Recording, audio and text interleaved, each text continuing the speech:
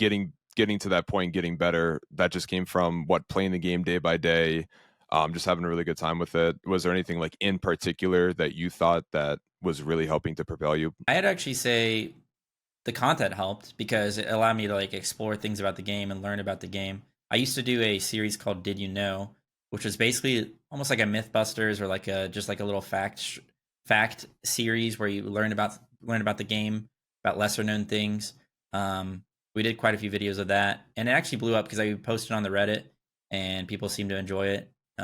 People learned things that they didn't know, so that was fun. That allowed me to gain some knowledge about the game. And then I also think just making content, especially like doing like play by plays and stuff, like I would suggest, even if you're not a content creator, if you want to get better at like any video game, to record your gameplay and talk through your thought process so that you can go back and fix mistakes or fix things. Because then you can look at a team fight that goes wrong and you'd be like, okay, wait a second, maybe I should have like waited 2 more seconds before I blinked in here, or maybe I should have like sequenced my abilities this way. And you can be hypercritical of yourself without being like without getting tilted, because you can go back and watch it and kind of fix those mistakes for next time. So I think you kind of, when you're a content creator, you basically do that, and I try to do that with like play-by-play content, stuff like that. Also, like another thing I worked on a lot was like VOD reviewing and like watching my own gameplay back and recording my own gameplay, just because it's really easy to just like lose a scrim or a game and be like, oh, we lost because of like this moment. But like, there's so much stuff that every individual player can improve on in laning phase, and like when they rotate,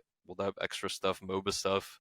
And if you don't watch it back, you'll never notice like any trends or like patterns of mistakes you're making. So this year I put a lot of effort into focusing on that as well. There's also other, I watched other streamers. I watched there was actually this guy back in the day who I think ended up getting banned for for like chat messages or something, but he was a really good player, and he talked through his thought process. I think his name was Zashu or something. He was the first person I ever watched do play by plays, and he talked through his thought process in solo. I distinctly remember certain like Bologna gameplays where he did it, and I learned a lot from that, and that's part of the inspiration I had for doing my own play by plays.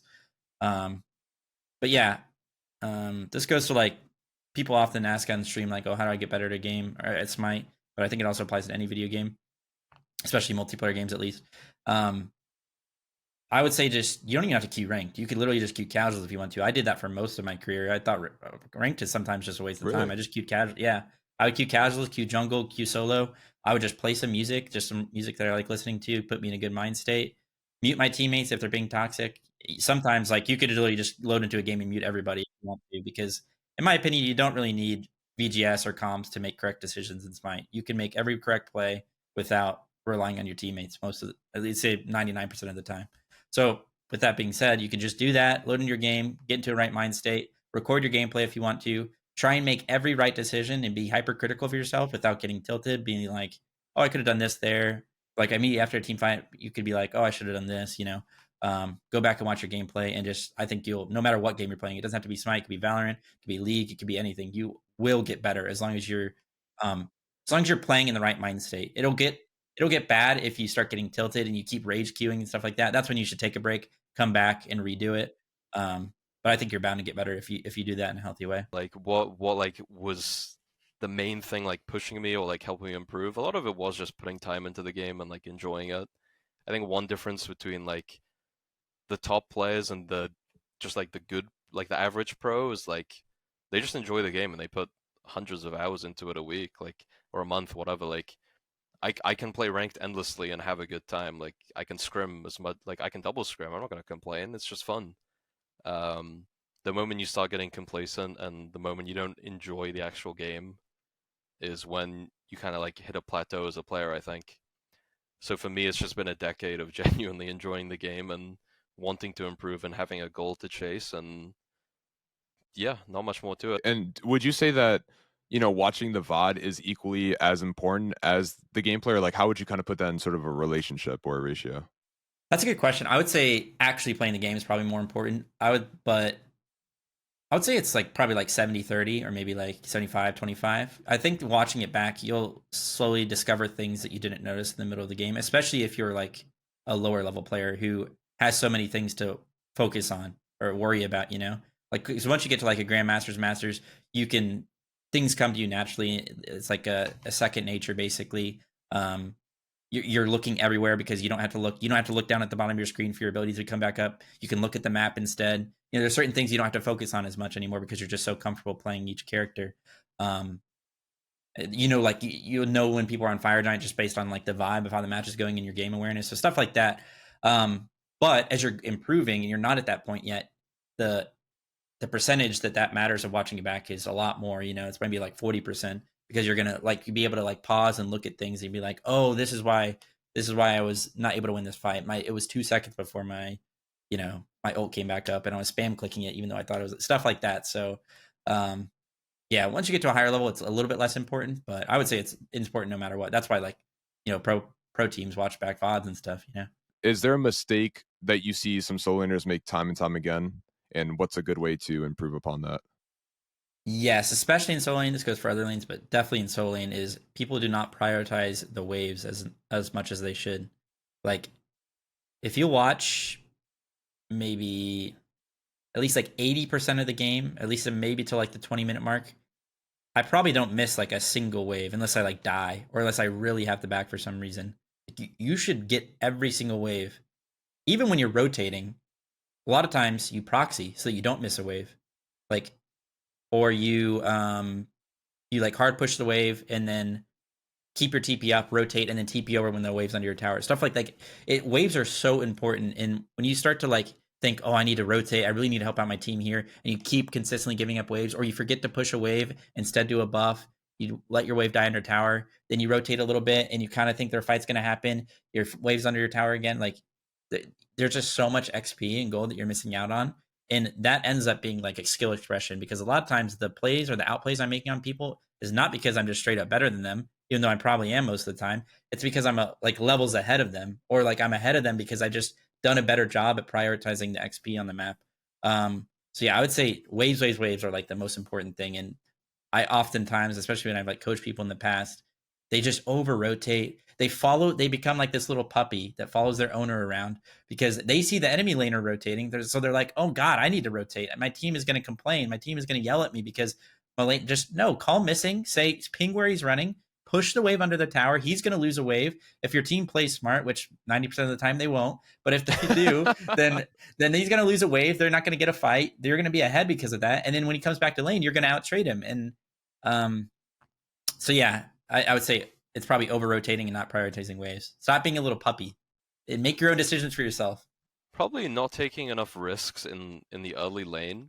I think a lot of solo laners, like, they don't really identify like what's gonna make the difference between like a kill or like an advantage in lane. Like a lot of it's very like cookie cutter. Like you just show up the wave, you clear it, you do Q, clear the next wave. But like there's a lot of opportunities to like get a kill or a massive health trade. Like it's just all about taking risks and knowing when to take them and just knowing how to push a lead like out of nothing, pretty much, that a lot of people miss out on. What if you just have like really, really bad clear as well?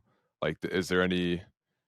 Do you have any trick to that? Like, if you're just getting super out pressured and there's not much you can do. Truth be told, especially after 9.5, is you probably should have just picked a different character, sadly. But there are certain things like you can get more potions and like hold the archers outside of the tower and just like tank them, because most of the time, especially if you're playing like a character that has low pressure, like let's just say like a Sobek or something, if you're just sitting at your tower line, there's quite literally nothing the other solo laner can do to you. Like if you're just tanking the archers and you have potions going and stuff. So there's stuff like that where you can hold the gold. A lot of times it's going to rely on your jungler to clear your blue buff and stuff like that, so you don't get super far behind. There are some tips, especially early game. If you're playing a tanky character that can't clear the wave well, if you just hit the enemy solo laner, the minions will aggro you, so they're not going to clear your own minions. And if he doesn't hit you, your minions are going to slowly hit their minions down. So sometimes you can out clear in that way. You can group up the wave that way. So like, let's say you're playing a character that has bad clear, but you're able to get all 6 minions right on top of each other and spam your abilities on them. Then you're going to clear a little bit better. So hitting the enemy solo laner can help you with that. And TP, of course. TP really helps with not getting behind. That's like the blessing and the curse, or the two sides of the coin with TP, is that it's a really lame relic, but it also lets a lot of characters be viable because, if you're getting out pressured, like on like a low pressure character, then you can always TP back and not feel too bad about it. So when you reach the point to where you're like, okay, like I can actually start putting some more time into this game because I want to see what I can do. were you doing anything like watching YouTube guides, watching like Twitch players, like maybe players in the solo Yeah, lane yeah, I role? would watch Twitch, but like I would not watch solo laners. I would watch like Zap. Like I've been watching Zap for a decade. Like I remember his old stream where he'd have like the Gunna glasses on and like the EDM playlist, like just jamming out. Like I would watch him, Lassus, Toli. You do pick up from those players too, but like a lot of the improvement comes down from just playing against those players. And in EU, I was lucky enough to have like a really stacked region at the time. Like it was like NRG, which obviously the goats of the game, and then you have like Trix, Fred, Zeros, like Lob at the time. There's just so many players. Like Zalio as well was like really good at that time. So many players to improve on who have like they're all better than you, but you have so many markers to hit. Like I can be better than this guy. It just takes time. Hey, you hear that, solo laners? That's how you get better. What do you think is the best way for someone to learn trying to get better at Smite, or really just any MOBA in general? I think the fastest, if you're talking about efficiency and how fast you can learn a MOBA, it should be 70% watching, 30% playing, because if you're practicing the same mistakes, nothing's gonna change. You're gonna be whatever, not farming your speed as a jungler and trying to gank, over gank, those little things, not catching your waves. If you're able to watch a top player in any role that you want to play and ask yourself, why did he do what he did, and what would I have done in that position, and then try to figure out the differences, that is the fastest way. And then apply after, right? You saw what the big differences. Okay, he's farming way more than I am. Okay, he's not using as much mana as I would. Okay, now let me apply that to my game, and then you will see, you will grow in like 3 months a ton. And do you also recommend watching your own VODs, or when you say watching, do you just recommend guides or streams like you said, like pro players? I think you should be, I would say watching yourself is maybe a 10% thing, because you should know what you're doing, like in your game. Like when you watch it back, I do agree, you get a different perspective of the game, but when you died, you should know why you died, right? You should be asking yourself, okay, why was I here? Okay, it was because mid camps were up and I didn't know where the jungler was. So, but a lot of people don't even think like that far. Like you didn't even think, okay, damn, was I thinking of where the jungler was? No, you weren't. Why? Because you're not watching the best players and they're saying, okay, I'm thinking, where's the jungler? You didn't have the base information to go off. So I think having the information is the most important part. Then second is applying it. Then third is it's just a cycle. What you think you did differently to get to the skill level you're at compared to like other players? In my opinion, I think when I came from Dota to Smite, I felt like, okay, the macro is the layering is easier, right? In Dota, there's like 15 or 20 layers to think about in terms of how many buttons they can press to change the outcome of a situation.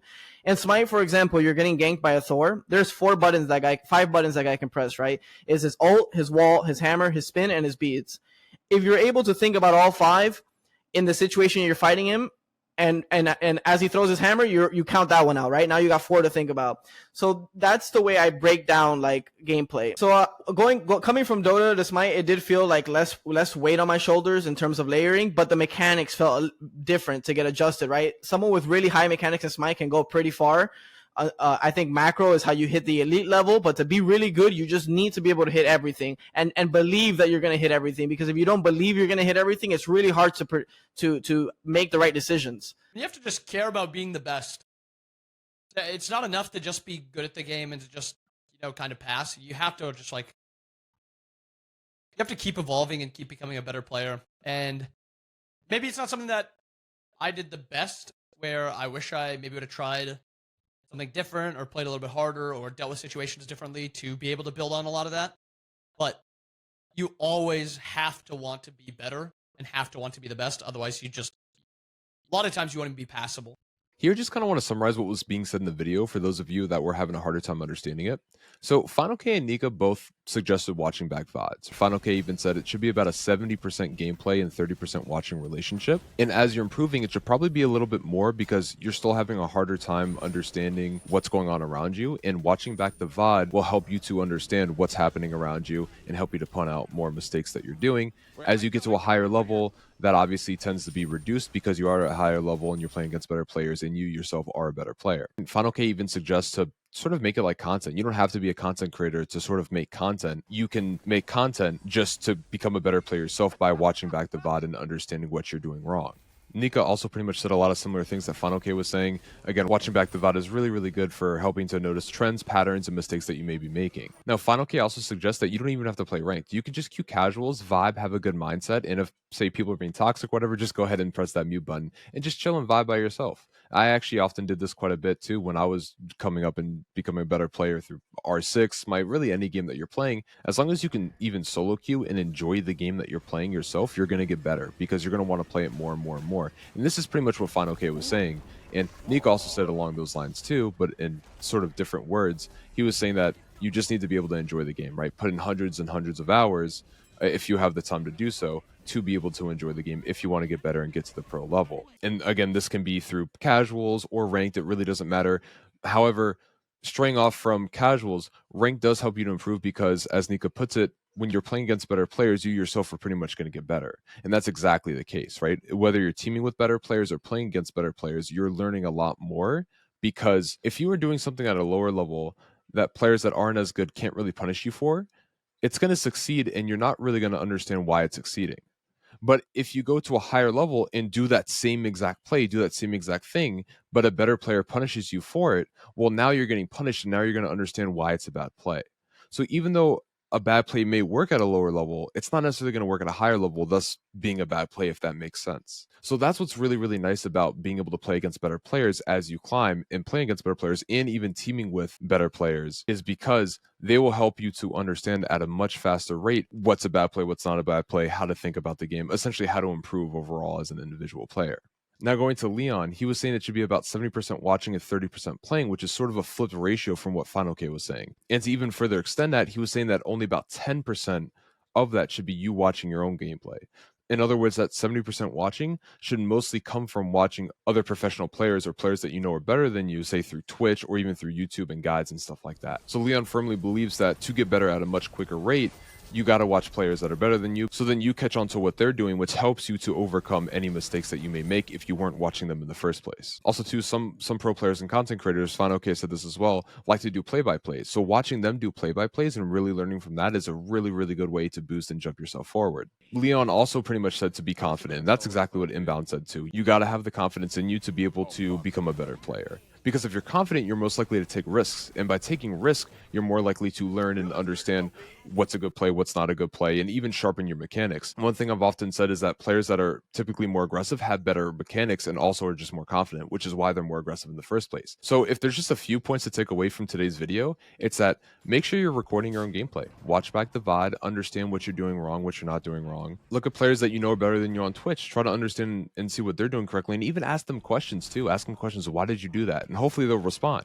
And lastly, just be confident in your own gameplay. Be confident in your own mechanics. Be more aggressive. It's going to lead to more confidence, and more confidence leads to better playing and more learning from my experience at the very least. So I hope you guys enjoyed this video today. It was a little bit different than normal, but I just kind of wanted to take a lot of what my guests said on my podcast, a lot of really good pro players, world champions, even some of the best players in the game, and really just kind of combine and concatenate a ton of what they said on how to become better players. If you guys want to watch the full podcast interviews, I'll have the links in the description below.